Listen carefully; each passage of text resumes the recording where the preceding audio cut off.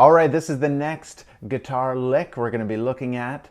On degree of difficulty, it is a little more challenging because we are doing a few more advanced concepts, different techniques we're using in this one that you'll really have to focus on, that you'll really have to work on.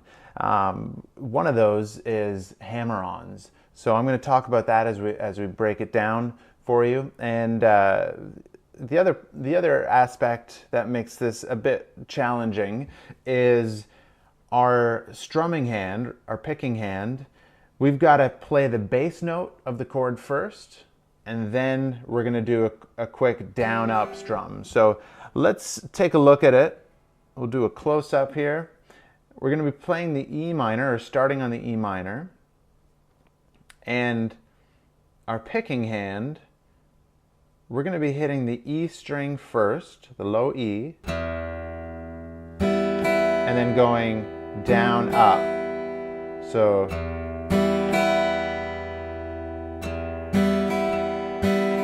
that's sort of the rhythm that we're going to be using throughout this pattern, throughout this lick.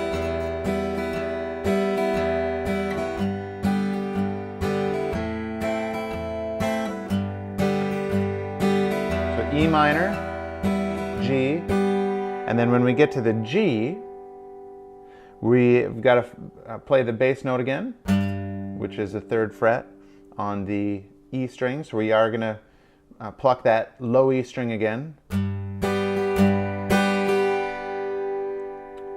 And this is where it gets a little bit more challenging. When we go to the A minor chord, we've got to now pluck the 5th string, the A string, instead of the low E. So now we've got to go.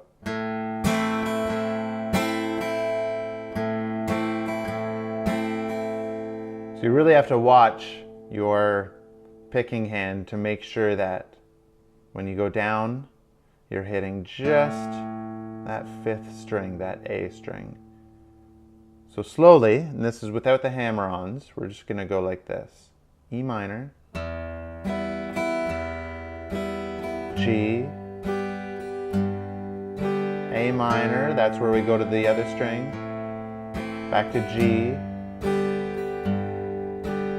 E minor, G, A minor,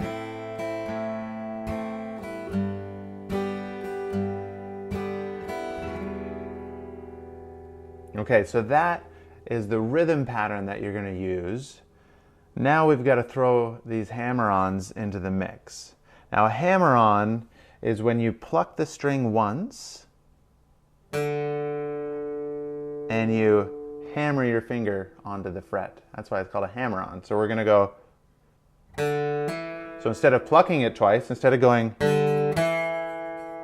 we're doing a hammer-on. So we're only plucking the string once, and we're getting 2 notes. So here's how we're going to use it with the E minor chord. We're going to go like this. And then on our way back down, when we're strumming, we've got to lift our 3rd finger, unless you're playing your E minor like this. Either way, you want to take your 2nd finger, or you want to take your finger off the 2nd fret of the D string. So as you're going back down, you'll go, lift your finger off the D string, and then as you're going back down, you're going to hit the open string, and then you'll hammer your finger onto the 2nd fret. So try it on your own, even without the chord, just to make sure you can really hear that hammer-on. Because that's really where we're going to get the sound of this guitar lick. So we're going to try that again. We're going to go bass note, down, up, hammer-on, down, up.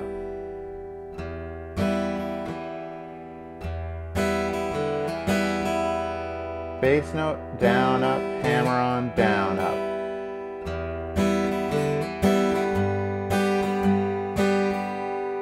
So the no hammer-on when we get to the G, And then the A minor, we're going to do the hammer-on again on that same note. So try that. A minor, we're going to hammer on that same note on the same string. Same pattern with our strumming hand.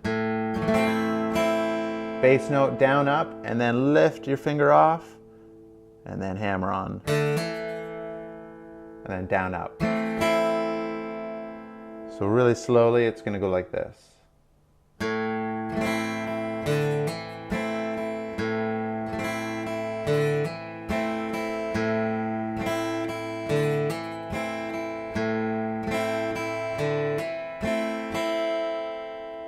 Then we go to the G after that.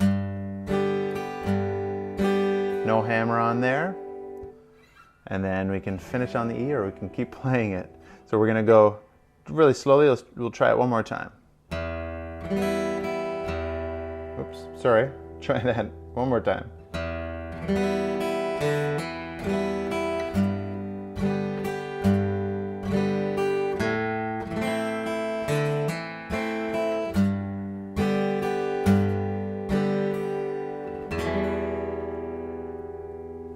All right, so there's definitely a lot to that.